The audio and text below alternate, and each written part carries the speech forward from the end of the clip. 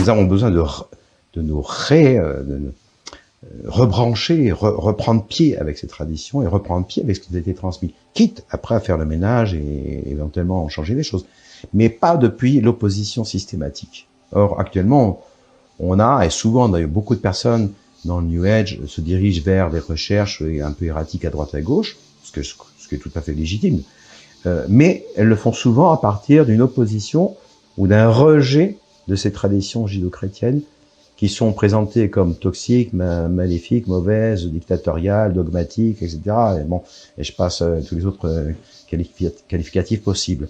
Oui, c'est-à-dire qu'il y a un dégoût pour le christianisme dans son ensemble, mais il y a quand même une recherche spirituelle qui fait que les individus qui s'engagent là-dedans vont aller prendre des bribes de taoïsme, des bribes de bouddhisme, et essayer de faire un espèce d'amalgame qui tient à peu près la route de tout ça, sauf que on est occidentaux et qu'on le veuille ou non, qu'on soit pratiquant ou non, cet héritage judéo-chrétien c'est le nôtre, et ce serait probablement uniquement là que se trouverait une possible résurgence spirituelle heureuse en Occident.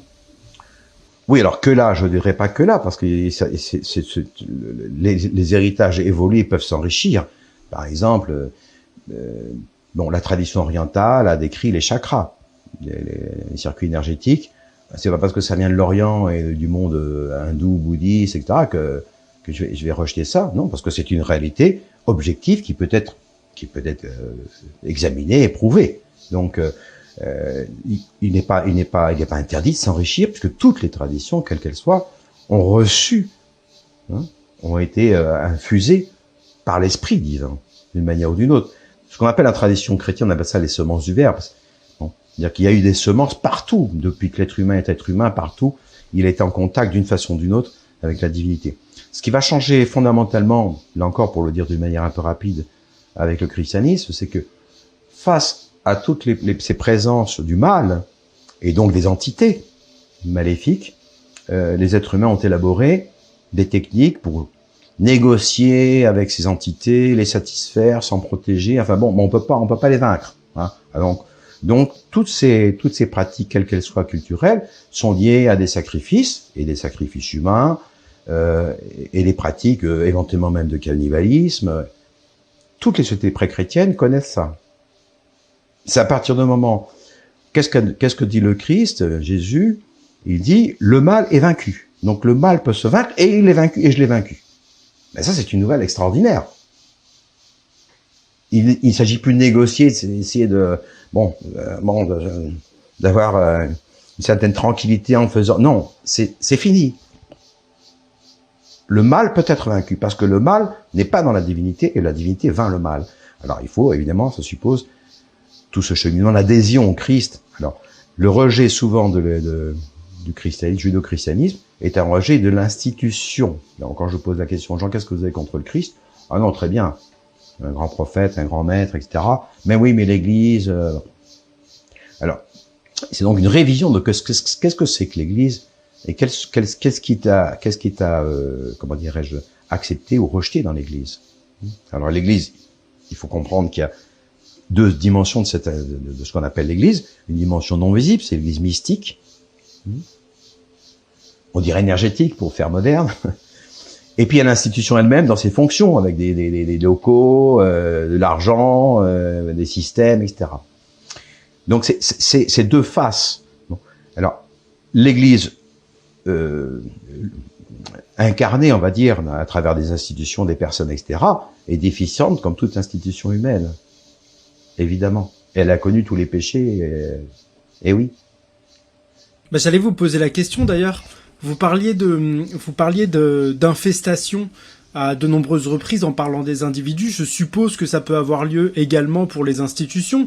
Est-ce que le rejet justement du christianisme ne pourrait pas être dû à une forme d'infestation de sa structure en tant qu'institution, par tous les biais que vous venez d'évoquer, par les biais de l'argent, par les biais du pouvoir, etc. Ouais, mais là, oui, mais alors il faut distinguer, encore une fois, il faut distinguer l'Église, les deux dimensions de l'Église. Donc l'Église mystique. Ah, je parle bien du côté institutionnel. Ah oui, alors du côté institutionnel, oui. Non, alors il y a des faits. Alors on parle des abus sexuels, bon. Ça c'est vrai. Mais, ces faits sont amplement exagérés.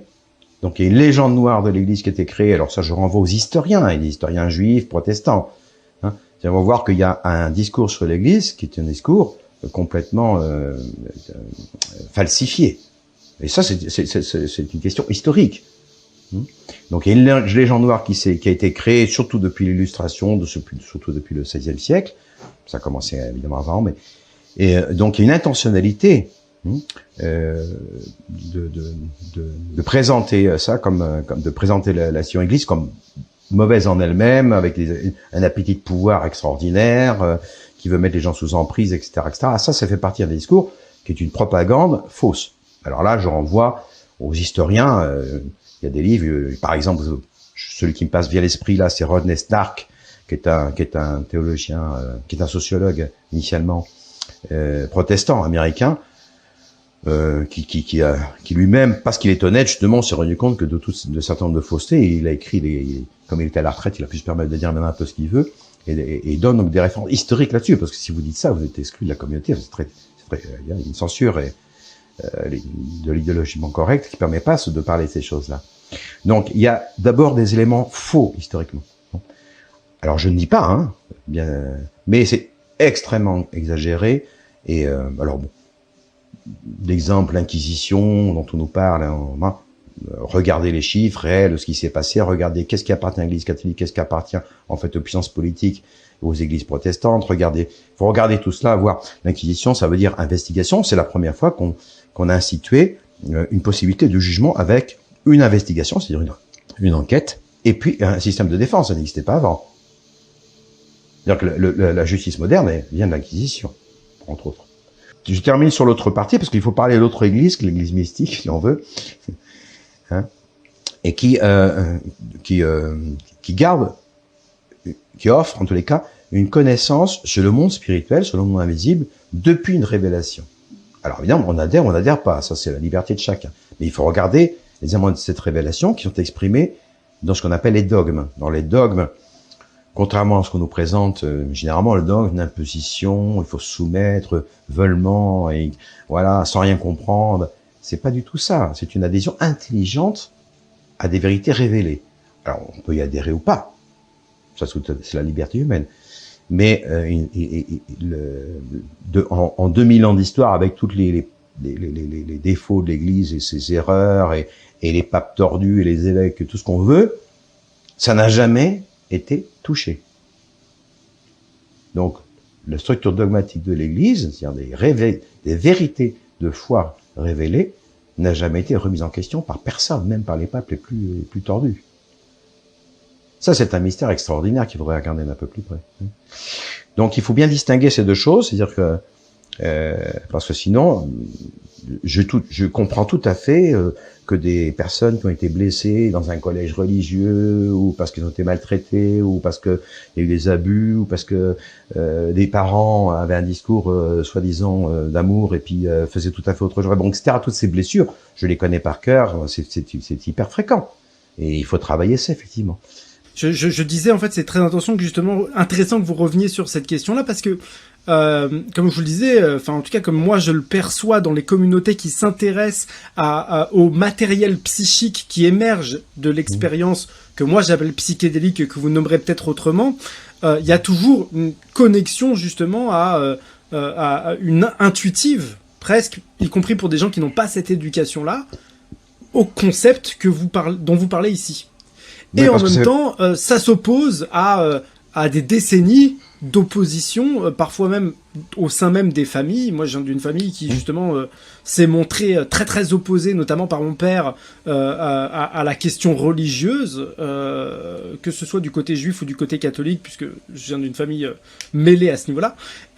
Et justement, cette redécouverte-là... c'est très nébuleux pour nous occidentaux, en fait, qui justement avons été décorrélés de ce dont vous parlez. Donc il y a une nécessité de se libérer, enfin de se dégager de cette gangue christianophobe qui interdirait d'aller voir tout ça. On est libre d'aller voir et d'aller chercher dans les textes, d'aller chercher dans l'histoire aussi, dans chez les historiens pour ce qui concerne les événements de l'Église, mais aussi d'aller chercher dans les textes, d'aller directement. Donc ce qui est important, c'est le vécu direct. Après, on peut le mettre en forme de manière religieuse, structurée, progressivement, si on le souhaite, et chacun est libre à ce niveau-là. Mais je suis assez frappé, disons, de la prétention libertaire, disons, de l'homme occidental moderne, qui veut se libérer de plein de choses, sauf de ça. Non.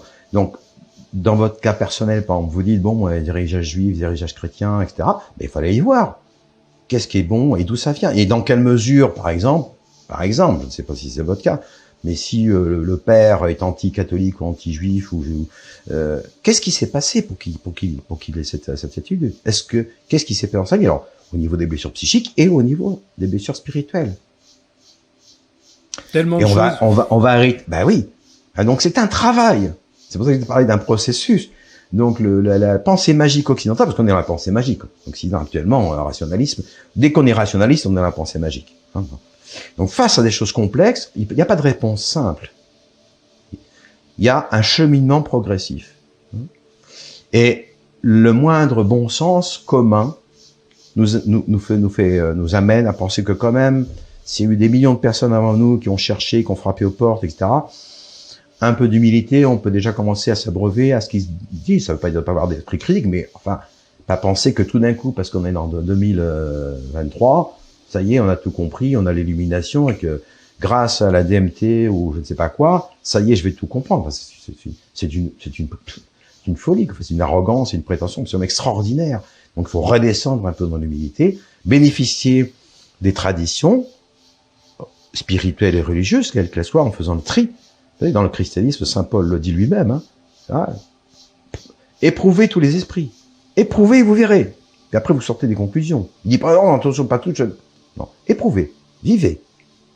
Et partir donc de l'expérience, et non pas des idéologies. Voilà.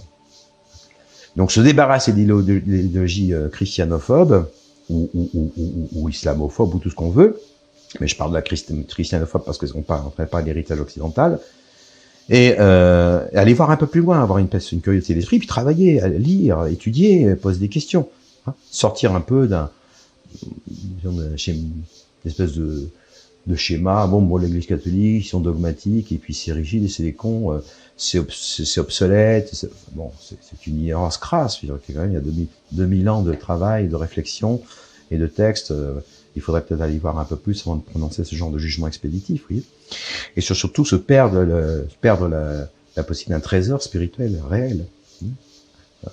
Donc, et à mon avis, et ça je transmets évidemment ma conviction, comme je l'ai dit tout à l'heure, c'est que les questions du mal sont vaincues définitivement par le Christ, qui fait la différence avec toutes les pour la pensée pré-chrétienne. Et donc ça vaut le coup d'y voir, d'aller voir de plus près. Est-ce que Jésus de Nazareth est un homme délirant? Parce qu'il dit quand même qu'il est Christ, qu'il est le Messie, qu'il a la voie, la vérité. Alors, soit c'est vrai, et alors bon, c'est quand même important de s'y intéresser, soit, bon, c'est un dingue fini, c'est un délirant, c'est un, bon, là, on met tout ça à la poubelle. Mais il faut aller y voir avant et aller voir sérieusement. On peut pas réutiliser les aspects du christianisme qu'on entend beaucoup dans le nuage, l'énergie christique par exemple, tout en rejetant ce que dit le Christ lui-même. Il dit pas je suis un grand prophète, il dit pas je suis la réincarnation ou l'avatar de Jésus. Non, il dit je suis le Messie, je suis Dieu fait homme, je suis le fils de Dieu. C'est mon Père. Donc, est-ce qu'il dit vrai ou est-ce qu'il dit pas vrai? Il faut aller voir. À chacun après en tirera les conclusions. Mais écarter cette chose-là en disant, ça me paraît triste, quoi, en fait, dommageable. C'est-à-dire que le trésor, il est là, puis alors, donc, comme vous dites, à partir de là, à partir de ce refus ou ce rejet, oui, là, on essaye d'élaborer avec des éléments de différentes traditions, qui souvent, pour les traditions orientales, en particulier l'Inde, le bouddhisme, etc., sont des traditions qui ont été transmises à l'Occident à partir du siècle, pas du siècle passé, ce qu'on est maintenant, enfin à partir du 19e siècle. Donc, la plupart des connaissances sur ces traditions-là ont été transmises par des gens Ça a commencé, surtout au 19e siècle, par tout le mouvement de Blavatsky, Annie Besant, etc., tous ces gens-là, qui sont tous des théosophes au départ, ils sont tous des francs-maçons d'origine maçonnique, et qu'il faut une réinterprétation des traditions à la lumière de la pensée anglo-saxonne maçonne. Non. Alors, si on est intéressé, il faut aller voir directement. Donc, tout le New Age naît, enfin, prend racine en grande partie dans cette racine. Bon, avant, il y a aussi Kardec, le kardécisme, le spiritisme, enfin, il y a d'autres choses. Mais enfin, bon, voilà.